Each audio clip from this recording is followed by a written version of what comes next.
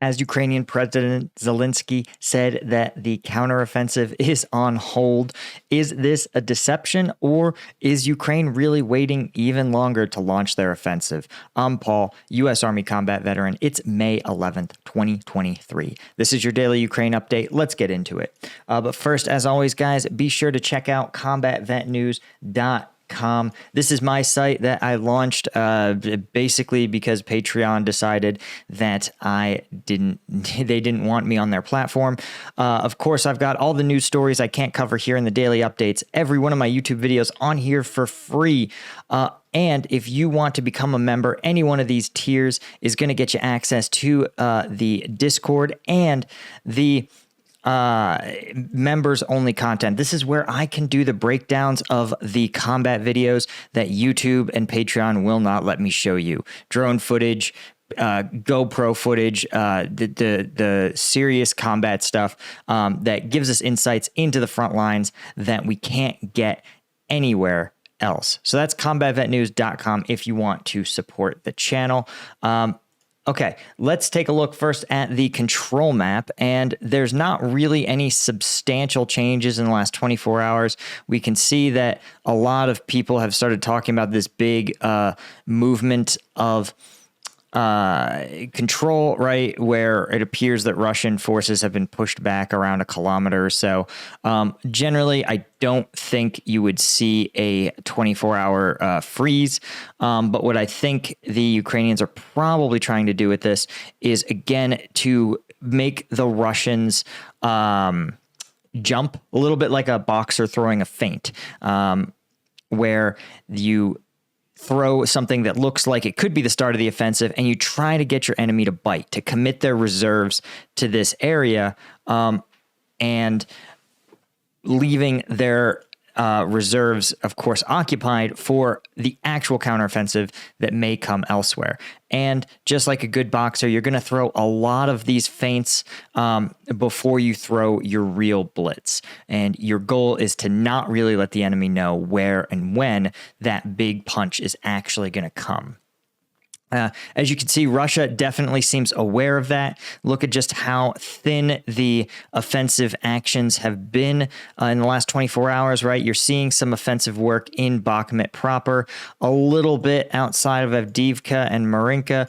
Basically, this is just looks like fixing operations. They're trying to keep the Ukrainians in place, but this light level of offensive work says that they are transitioning to the defense or repositioning forces on the belief that maybe this counteroffensive has started. But this is where things get kind of weird. According to a statement by President Zelenskyy, Ukraine's counteroffensive is now delayed. President Zelenskyy said Ukraine is delaying its long-awaited counteroffensive against Russia's occupying forces, saying that while such a campaign would succeed, too many of his troops' lives would be lost. He spoke with European broadcasters, right? Britain announced, of course, it sent air-launched cruise missiles to Ukraine that could target deep behind Russian lines. Zelenskyy says we'd lose a lot of people and it's unacceptable. So we need to wait. We still need a bit more time. In terms of equipment, not everything has arrived yet. It's sort of true. But what I think is, do I believe this, I guess, is the fundamental question. No. Does it mean that the counteroffensive will come tomorrow? No, I don't think that's true either. What I think you have instead is this is the political version of the feint that we just saw, right? Russia obviously had access to considerable data on timelines for Ukraine's counteroffensive, thanks to the document leak by the actual U.S. active duty personnel, which is unbelievable, or a reserve component personnel, sort of unbelievable. So Ukraine needs to double and triple down on its information operations, and it wants to create as much confusion as possible among Russian forces. And so it's doing this not just with these various feints, which, we talked about the one in Bakhmut. What's less talked about is the changing direction, right? You can see some movement along the river delta near Kherson.